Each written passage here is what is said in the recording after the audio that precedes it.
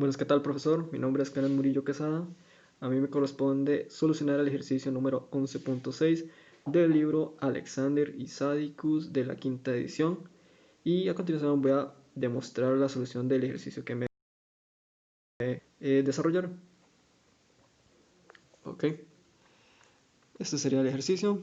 Es para la tarea de potencia y el inciso sería el de potencia instantánea y promedio. Dentro de esa categoría se encontraba mi ejercicio.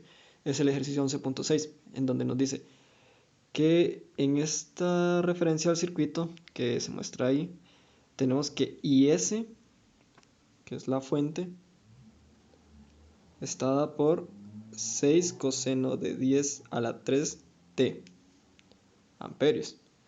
Entonces nos dice que haya la potencia promedio absorbida por el resistor de 50 ohmios. Ok, para comenzar con el análisis o trabajo previo a la solución ya del ejercicio en sí, se tenía que hacer unos cuantos arreglos. Primero pasar la fuente que nos están dando de esta forma a su forma fasorial, que por análisis rápido sabemos que es su magnitud y con un ángulo de 0. Ok, ahora a partir de eso también tenemos que tomar en cuenta que tenemos que pasar tanto el capacitor como el inductor a su impedancia.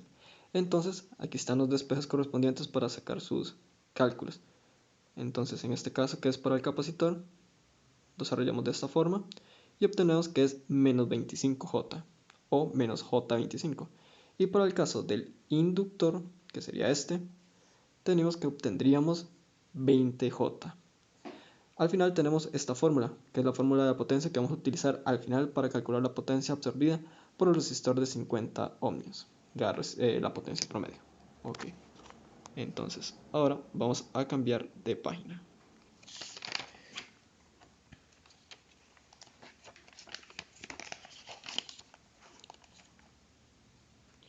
Ya en esta sección lo que podemos ver es el circuito con los arreglos hechos. Ya la fuente fue cambiada a su forma fasorial y tanto el inductor como el condensador pasados a su forma fasorial. Antes de comenzar se plantearon las siguientes ecuaciones auxiliares, por decirlo de alguna forma. Ix, que sería el que ya nos daba en sí el ejercicio, que es la corriente que baja por este sentido, y después denominé como Y a la corriente que iría en este sentido. Okay. De ahí tenemos sus representaciones matemáticas o en ecuaciones auxiliares para los valores de ellas mismas. Entonces, después lo que hice o interpreté fue pasar al análisis nodal para encontrar el voltaje VA que puse aquí arriba con el análisis nodal. Entonces lo que hice fue el planteamiento de las corrientes que entran y las corrientes que salen.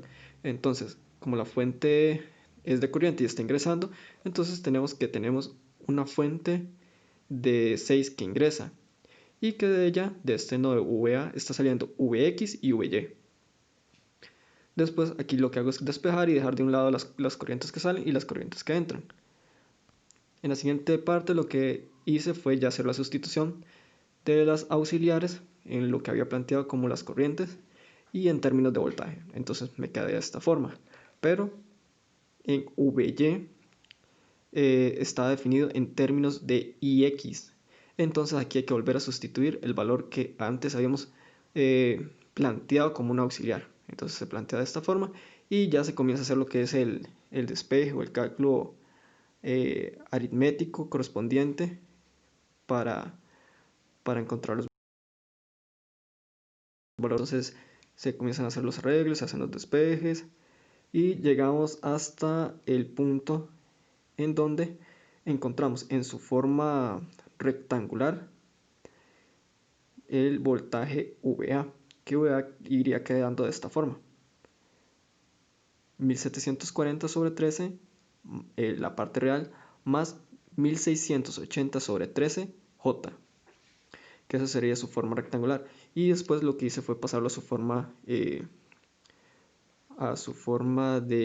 polar.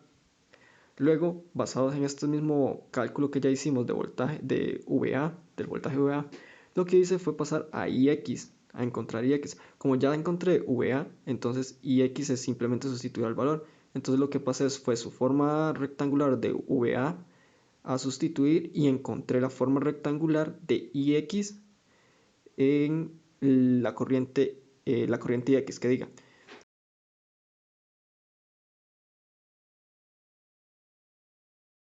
Y ya teniendo estos valores encontrados, hay que hacer la aclaración que para encontrar al final la potencia absorbida se da con la fórmula que antes en la primera página había mostrado. Pero para esta forma se necesita encontrar el voltaje VM. Si lo voy a pasar para aclarar o tener en claro otra vez esto.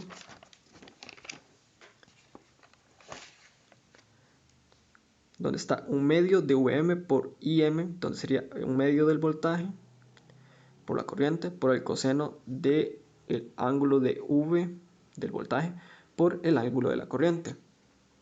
Entonces, volviendo ya aquí a la parte final donde habíamos encontrado todos esos valores, lo que se hace para encontrar a VM es multiplicar el valor de la resistencia por el valor de la forma, por el valor de IX en su forma polar. Esto sería o basándose en el principio de la ley de Ohm. Entonces de esta forma encontramos el valor del voltaje VM. Ahora eso planteándolo ya de un solo, lo que hice yo fue incorporarlo dentro de el mismo cálculo de potencia para la resistencia de 50 ohmios. Entonces tengo que un medio por el voltaje VM, que VM sería entonces esto, 50, que es el valor de la resistencia, por el valor de la corriente. Y después nos decía por el valor de la corriente, la fórmula de la potencia, por el valor de la corriente, por el coseno del ángulo del voltaje, menos el ángulo de la corriente.